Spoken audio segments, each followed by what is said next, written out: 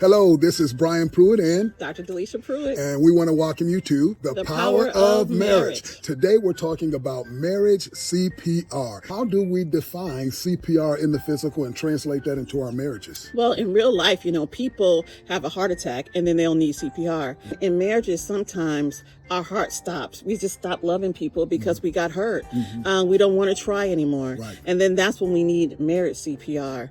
And the C for the CPR stands for communication. Good. We have to be honest about what hurt us in the relationship. Yeah. Sometimes we argue around the issue Right. and not actually get to the root of the issue and say, you hurt me when this happened and it's changed me in some ways. So it's important to communicate.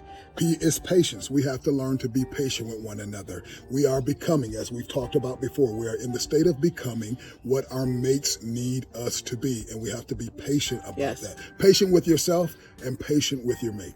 Yes. Last but not least is the R, and that stands for respect. Yeah, so we have to respect each other in a relationship and respect who that person is. Yeah. If that person comes to you and says, I'm hurting because of this, you have to respect what they say. Yeah. You can't change that person, That's right. but they have to come and be who they are in the relationship and show up for who they are. That's good. I see respect as respecting your mate's boundaries. You have to keep in mind that my wife, your wife, or your husband is not your project. Yes. They are your wife. Yes. They are your husband. They are not somebody for you to shape and form into your likeness and to what you want them to be.